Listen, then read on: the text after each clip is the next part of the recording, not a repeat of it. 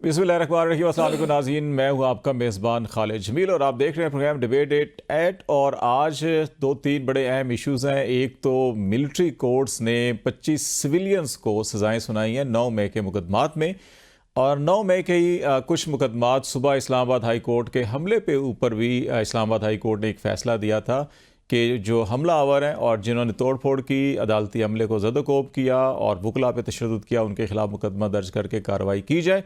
उस पर क्या पेशरफ्त हुई है उस पर भी हम देखेंगे, और फिर जो सिविलियंस को फ़ौजी अदालतों में सज़ाएँ दी गई हैं इसका भी कुछ अहाता करेंगे। और दूसरा बड़ा अहम मामला, जुडिशल कमीशन ऑफ पाकिस्तान का आज इजलास, और इस इजलास में जजेस की तकर्री के तरीक़ेकार के हवाले से रूल्स जो हैं कि उनको हतमी शक्ल दी जा रही है। और फिर सीनियर प्यूनी जज जस्टिस मंसूर अली शाह ने जो कॉन्स्टिट्यूशनल बेंच के जजेस हैं उनकी तकर्री के हवाले से भी रूल्स बनाने की उसके ऊपर जोर दिया, और एक बार फिर उन्होंने कहा कि 26वीं तरमीम जो है उस पर फुल कोर्ट बनाई जाए, ये मामला। और तीसरा एक मामला, इस्लामाबाद हाई कोर्ट में सरदार इसाक साहब ने आज एक फ़ैसला दिया, और ये फ़ैसला उन्होंने दिया कि जो सेंट्रल सिलेक्शन बोर्ड है उसमें इंटेलिजेंस एजेंसीज़ की रिपोर्ट की बुनियाद पर अफसरों की तकर्रियाँ रोकी जाती हैं। और हाई कोर्ट ने ये हुक्म दिया है कि महकमाना दिफा और इंक्वायरी के बगैर ऐसी रिपोर्ट्स जो हैं वो गैर ज़रूरी हैं और उनके ऊपर अमल नहीं होना चाहिए, और ऐसे केसेस को प्राइम मिनिस्टर दोबारा कंसीडर करें। तो ये तीन अहम मामलात हैं जिस पे हम बात करेंगे। रियासत अली आज़ाद साहब Islamabad high court bar association के प्रेसिडेंट हमारे साथ इस्लामाबाद स्टूडियो में है। आबिद ज़ुबैरी साहब भी हमें स्काइप पे ज्वाइन कर रहे हैं, सुप्रीम कोर्ट बार एसोसिएशन के साबिक सदर हैं। और हाफिज़ एहसान खोखर साहब सीनियर कानूनदान वकील हैं, वो भी हमें ज्वाइन कर रहे हैं। और खोखर साहब क्योंकि सफ़र में हैं तो आबिद ज़ुबैरी साहब आपसे और रियासत साहब आपसे मैं माज़रत के साथ कि वो क्योंकि दौरान सफ़र में है तो कुछ सिग्नल्स भी ड्रॉप हो सकते हैं, तो हम उनसे ज़रा एक दो पॉइंट्स पे बात कर लें, तो फिर मैं आपसे सारी तफसील से करता हूँ। खोखर साहब आपसे हम स्टार्ट कर लेते हैं। एक मामला जो है कि 9 मई का आधा इंसाफ हमें नज़र आ गया कि जो फ़ौजी अदालतों में केसेस थे उनको 25 अफराद को सज़ाएँ दी गई। बाकी आधा जो है कि जिन्होंने हाई कोर्ट पे हमला किया था और जिनके ऊपर हाई कोर्ट का फ़ैसला भी था कि उनको मुकदमा दर्ज की सज़ा देनी चाहिए, तो उसके ऊपर मालूम नहीं पेशरफ्त हुई नहीं हुई, बड़ी खामोशी है। तो इस सारे मामले को कैसे देखते हैं आप? बिस्मिल्लाहिर्रहमानिर्रहीम। खालिद भाई, आपका शुक्रिया कि आपने मौका दिया। बिल्कुल मैंने आपके पास आना था, बट वो थोड़ा सा कम्युनिकेशन की वजह से आया। दो चीजें बड़ी इंपॉर्टेंट हैं।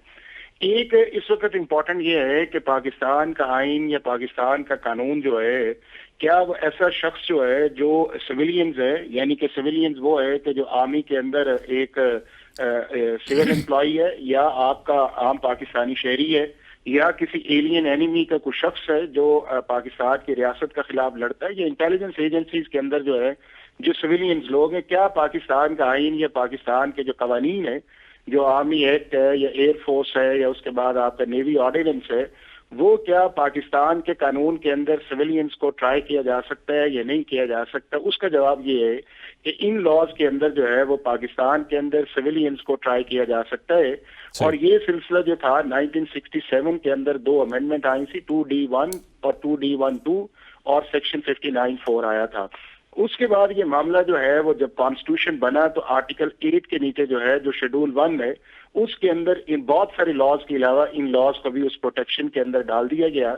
और ये मामला पाकिस्तान की सुप्रीम कोर्ट के अंदर 1975 के अंदर पहली दफा चैलेंज हुआ, और उसके अंदर पाकिस्तान की सुप्रीम कोर्ट ने इन अमेंडमेंट्स को इंट्रा वायरीज ऑफ द कॉन्स्टिट्यूशन का, और कहा कि ये फंडामेंटल राइट्स की भी वायलेशंस नहीं है, ये ड्यू प्रोसेस ऑफ लॉ की भी वायलेशंस नहीं है, ये डिस्क्रिमिनेशन भी नहीं है, और स्पेसिफिक सिचुएशंस के अंदर स्पेशल लॉ जो है वो पार्लियामेंट बना सकती है, और उसके अंदर स्पेशल प्रोसेस जो है वो ट्रायल पे किया जा सकता है। अब ये प्रैक्टिस जो है 1975 से लेके 2023 तक, जब ये 23 अक्टूबर की जजमेंट आई थी, उस वक्त पाकिस्तान की सुप्रीम कोर्ट कंसिस्टेंटली या हाई कोर्ट उसको फॉलो करती नहीं है, और कभी भी जो चीजें हैं उनको अल्ट्रा वायरीज ऑफ द कॉन्स्टिट्यूशन नहीं कहा गया। अब पहली दफा जब 9 मई का इंसिडेंट आया तो उसके अंदर जो है ये चीजें जो हैं ये सुप्रीम कोर्ट ऑफ पाकिस्तान के अंदर आर्टिकल 184(3) के अंदर गई, और वहां के ऊपर जाके सुप्रीम कोर्ट के एक 5 मेंबर्स बेंच ने 23 अक्टूबर का एक फैसला दिया। हालांकि उससे पहले जो लार्जर बेंच थे वो भी फैसला दे चुके थे। 21st कॉन्स्टिट्यूशन अमेंडमेंट के अंदर जो था, जो मेजॉरिटी व्यू था पाकिस्तान की सुप्रीम कोर्ट का, वो भी अपहोल्ड कर चुका था। लेकिन पाकिस्तान की सुप्रीम कोर्ट ने कहा कि ये जो 67 की अमेंडमेंट्स है, और ये पहली दफा इस तरह हुआ है कि पाकिस्तान की सुप्रीम कोर्ट जो पिछले 57-58 साल पुराने एक लॉ को जाके वो ultra vires of the constitution जो है वो डिक्लेयर करे, और उसके अंदर भी जो है कि जो मामला जो था 2D1 का नहीं था, सिर्फ उनकी प्रेजेंस की हद तक था। लेकिन उसके अंदर जो चीफ जस्टिस है मौजूदा, उनका एक डिसेंटिंग व्यू भी था, और वो ये था कि अगर सुप्रीम कोर्ट का मेजॉरिटी व्यू जो है ऑलरेडी किसी चीज का फैसला कर चुके, तो नंबर 1 ये है कि एक दफा जो intra virus of the constitution हो, सुप्रीम कोर्ट दोबारा उसको नहीं देखना चाहिए।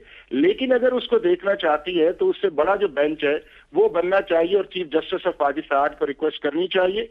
लेकिन उस डिसेंटिंग व्यू को जो है वो उस जो 4-1 से फैसला आया उन्होंने नहीं माना।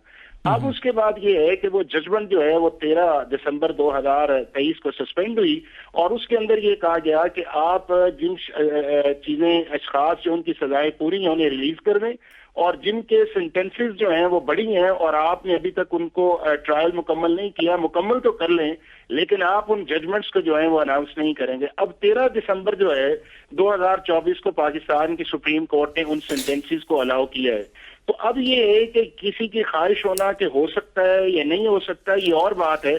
लॉ ऑफ द लैंड या कॉन्स्टिट्यूशन या पाकिस्तान की सुप्रीम कोर्ट या 13 दिसंबर को जो ऑर्डर आया है उसके अंदर हर वो शख्स जो पाकिस्तान के मिलिट्री इंस्टॉलेशंस को या ऑफिशियल सीक्रेट एक्ट के अंदर वायलेट करता है या पाकिस्तान की रियासत के खिलाफ लड़ता है और वो रेगुलर एम्प्लॉय पाकिस्तान आर्मी का नहीं है, उसको आप मिलिट्री कोर्ट्स के अंदर या मिलिट्री लॉज के अंदर ट्राई कार्रवाई कर सकते हैं। ये और ये तय हो गया। अच्छा, ममालिक के अंदर ये लॉज मौजूद है। एक और चीज ऊपर लोगों को ट्राई किया जाता है। एक चीज और हाफिज साहब जो मैंने ये पूछना चाह रहा था कि डेफिनेटली जिन्होंने शरपसंदी की, आग लगाई या जो भी किया, उनको इंसाफ के तकाजों के मुताबिक सजा भी मिलनी चाहिए, और जो बेगुनाह उनको रिहाई मिलनी चाहिए।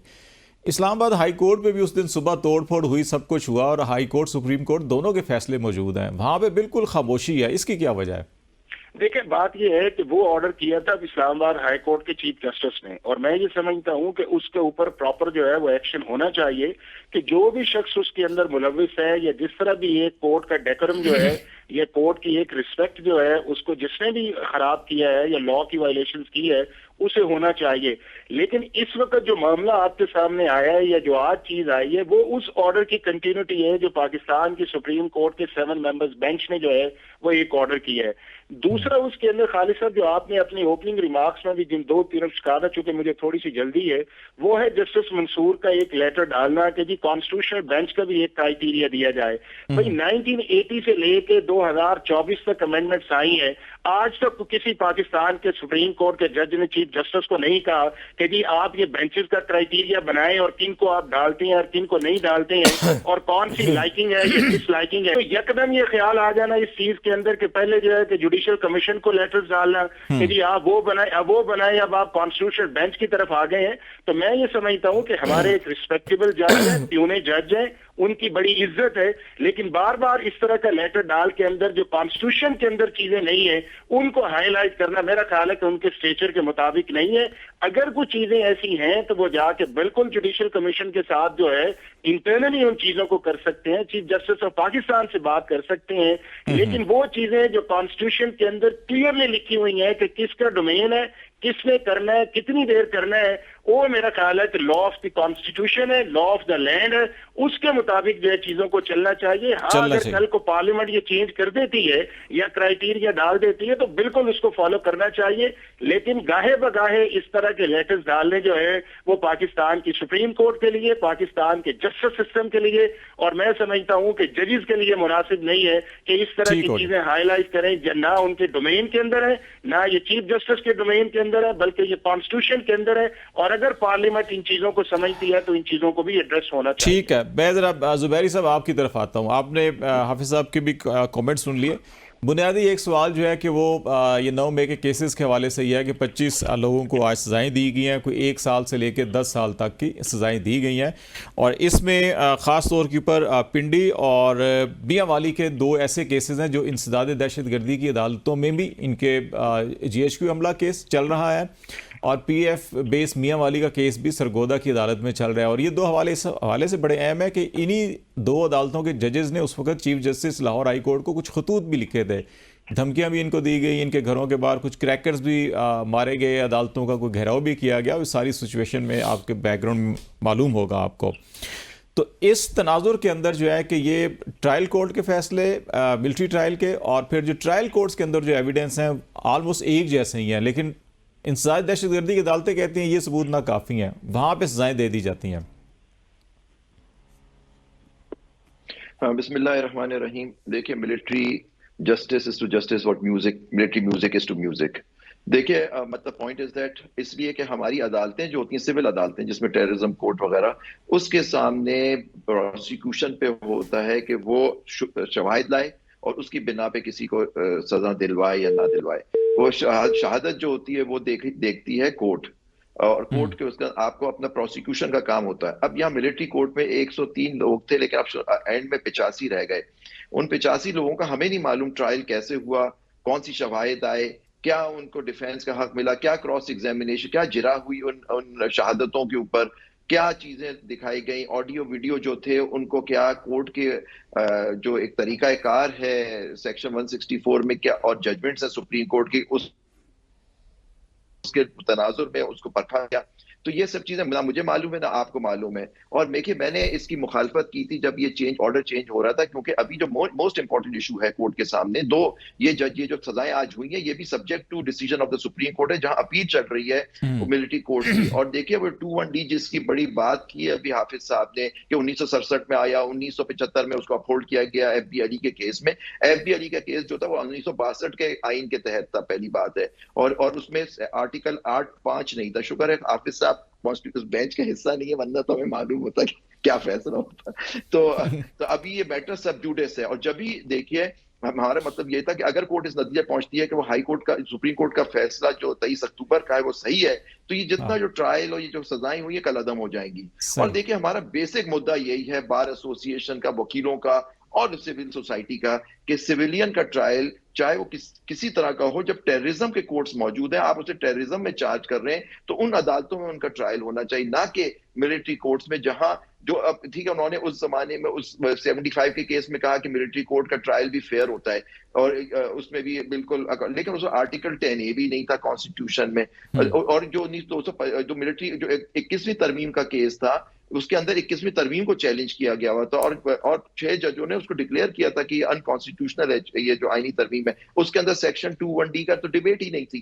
तो वो ये कह देना कि जी 2015 में फुल कोर्ट ने ये कहा, 75 में ये कहा, इसलिए 21D सही। इस बार 21D नहीं एग्जिस्ट करता। ये ट्रायल जो हुए हैं ये सब्जेक्ट टू है डिसीजन ऑफ दी, ये बेंच में केस चल रहा है जो अब जनवरी में पार्ट हर्ड है, जनवरी में फिर टेकअप होगा। तो इससे पहले कि वो सही है गलत है 67 साल से 65 साल से, इट्स इररेलेवेंट कि अभी इसमें इस वक्त इनको सजाएं दे दी गई हैं। वो लोग, अच्छा मैं इसके खिलाफ था, लेकिन हसान नियाजी के वालिद साहब जो थे वो बार बार आ कहते थे उनको करने दिए, क्योंकि मकसद क्या था कि ताकि मिलिट्री के, क्योंकि अब उनको सजाएं हो गई, उनको कस्टडी से निकल आएंगे, उनकी कस्टडी से निकल आएंगे। लोगों ने कहा हमें इनकी कस्टडी से निकालो, ये आके लोगों के वो लोग वहां के कोर्ट में कहते थे, इस वजह से ऑर्डर मॉडिफाई हुआ। इसलिए हम भी चुप हो गए कि जी नेचुरली उनके बच्चे हैं, उनके जो लोग उसमें हैं। देखिए, इसमें कोई शक नहीं कि 9 मई में जो लोग मुलव्विस थे उनको उसकी सजा मिलनी चाहिए, लेकिन शवाहिद के साथ। अगर उन्होंने मुलव्विस है तो उनको जो कानून, जो लॉ ऑफ द लैंड है, कानून कहता है, उसके हिसाब से उनको बिल्कुल सजा मिलनी चाहिए। लेकिन सिविल अदालत में जाएगा, सिविलियन है, मिलिट्री लॉज जो हैं वो मिलिट्री के लिए हैं, उनके पर्सनल के लिए, चाहे वो सिविलियन उनके लिए काम करते हो, उनके लिए हैं। और ये 21D तो 67 में आया था, और ऑर्डिनेंस के थ्रू आया था। आप देखिए, जबकि उस जमाने में 62 का आइन था, अयूब खान साहब प्रेसिडेंट थे पाकिस्तान के, लेकिन ऑर्डिनेंस के थ्रू ये लाया गया। मुझे नहीं मालूम कि वो उस वक्त की जो कॉन्स्टिट्यूंट जो असेंबली थी उसने इसको अप्रूव किया है नहीं, लेकिन वो आज तक उसका मतलब एक बादशाह का दौर था, एक जब्र का दौर था, वो भी तो जब्र के दौर में अगर आज भी वैसे हालात होंगे तो वो जब्र का। और आप देखिए 75 में जो FB अली जो थे वो रिटायर्ड ब्रिगेडियर थे, और 2-3 लोग, जो 4-5 लोग थे, वो आर्मी लोगों के साथ मिलके उन पे इल्जाम था कि वो कॉन्स्पिरेसी कर रहे थे, और इस वजह से उसका फैक्ट्स आ रहा था। यहाँ सिविलियंस ने कहा जिना। और एक बड़ा इंपॉर्टेंट पॉइंट है कि मिलिट्री इंस्टॉलेशंस में क्या जिना हाउस आता है, यानी ये सुप्रीम कोर्ट के जज ने अच्छा, मैं इस नोटिफिकेशन की तरफ आऊंगा। मैं जरा रियासत साहब से भी इस पे इनपुट ले लूँ, फिर हम जरा प्रोग्राम के दूसरे हिस्से में जरा ये जो बाकी पहलू उधर भी आते हैं। रियासत साहब, आपने हाफिज साहब को भी सुना, जुबैरी साहब को भी सुना कि चले जो जुर्म हुआ उसको सजा तो कुछ मिली और कस्टडी से भी बाहर आ गए। जो कॉन्स्टिट्यूशन और कानून और बुनियादी फेयर ट्रायल और बुनियादी इंसानी हकूक, क्योंकि पीटीआई इसको मुस्तरद कर रही है और कह रही है बुनियादी इंसानी हकूक के मुनाफी और हम इसको चैलेंज करेंगे, तो इसका जो चैलेंज का प्रोसेस होगा वो भी ज़रा बताइएगा। बिस्मिल्लाहिर्रहमानिर्रहीम। मैं जुबैरी साहब की सारी गुफ्तगू को इंडोर्स करता हूँ। उन्होंने बड़ी खूबसूरत अंदाज में पूरा उसका बैकग्राउंड हिस्ट्री उसकी सारी बता दी।